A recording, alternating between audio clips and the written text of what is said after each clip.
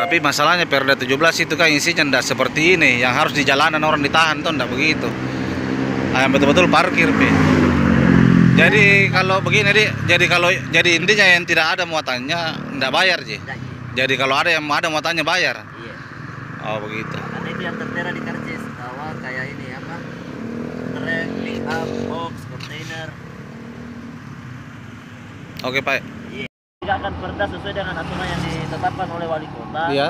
Sementara kita juga tidak punya artian pos yang jelas buat PD parkir. Harusnya kan ada tanda minimal. Ya. Oh, ini pos PD parkir. Tapi jangan sementara jalan orang ditarik parkir. Ya, di situ Karena karena kan kita tidak tahu apakah saya parkir di emper jalan atau di mana. Nggak boleh, karena di sisi lain juga saya sudah bayar parkir lewat pajak STNK itu jelas.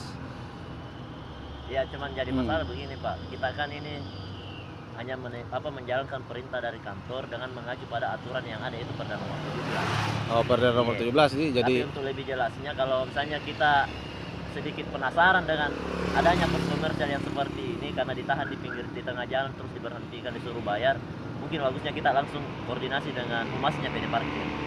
Oh, begitu ya. Karena kita ini cuma petugas ya.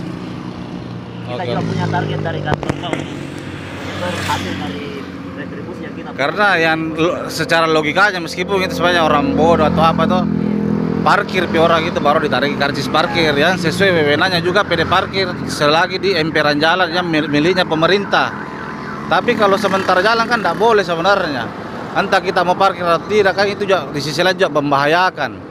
Kayak macet tiba-tiba, kau tahan tiba-tiba, terus tiba-tiba tabrakan beruntun, bagaimana kira-kira? Banyak kerugiannya. Baru di sisi lain juga berat juga untuk Rp5.000 itu. Karena kita ini taruhlah pedagang kecil, taruhlah sayur-sayur dimuat yang cuma untung Rp1.000-2.000. Ah, itu sudah berapa kau ambil keuntungan itu 5.000. Syukur lagi kalau semana teman mengerti, kalau semana satu di karcis toh. Karena kadang lagi lewat masih natarai jiki lagi. Masih tahan jiki lagi untuk kasih karcis. Di sisi lain lagi taruhlah mungkin saya pakai driver yang mungkin kodon rendah pendidikannya toh, otomatis bos 5.000 lagi, 2 kali bayar dalam sehari. Nah itu tidak mungkin mau datang ke menagi. Kenapa 2 kali? Tidak mungkin juga itu. Begitu bertanggung jawabannya bagaimana kira-kira? Itu Pak yang kita punguti di sini di komersial seperti ini, kita kasih dia karcis. Jadi ketika dia melintas di pos yang lain, saya ke Mandai, tinggal dia perdatang saya karcisnya. Saya sudah bayar tadi Pak di Alaudin. Dia tidak tagih begitu. Tapi sebenarnya salah ya, pada intinya saya rasa salah karena bahaya juga, membahayakan orang. Ya kalau mungkin bagi sebagian kebanyakan orang mungkin menganggap itu salah karena kita. Bayangkan kalau tiba-tiba tahan begitu sebentar, tidak diminta-minta, ditabrak yang tamu kah atau kami yang bertabrakan, kan bahaya juga.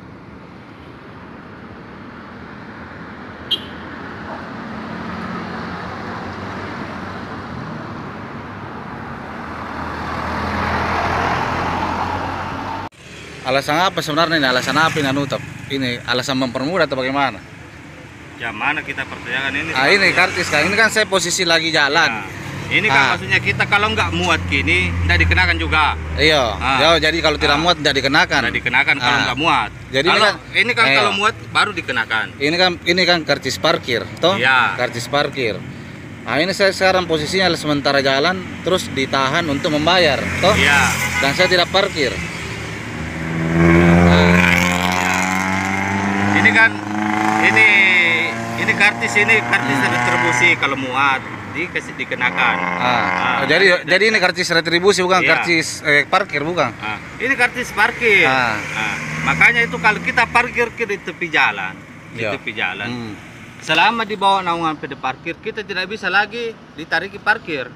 Selama saya pegang itu karcis selama tanggalnya yang berlaku. Iya, selama tanggal yang berlaku di bawah naungan PD parkir.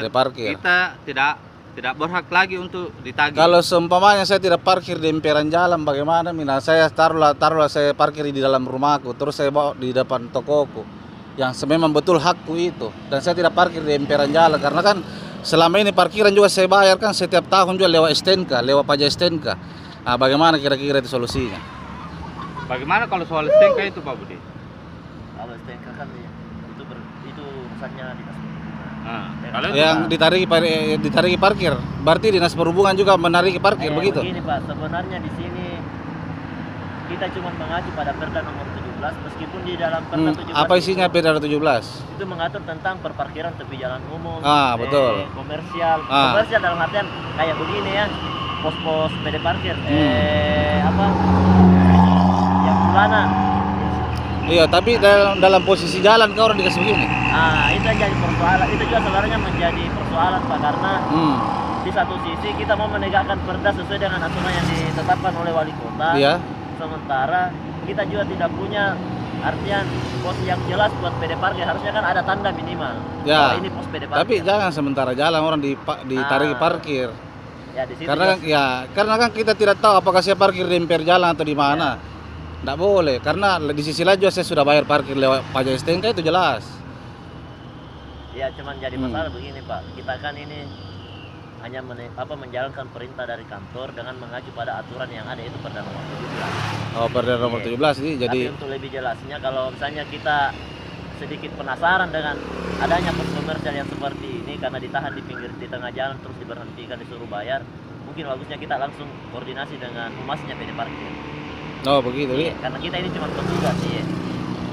Kita Oke. juga punya target dari kantor kau hasil dari retribusi yang kita. Karena yang secara logikanya meskipun itu sebenarnya orang bodoh atau apa tuh, parkir orang itu baru ditarik karcis parkir ya, sesuai wewenangnya juga PD parkir selagi di emperan jalan yang miliknya pemerintah.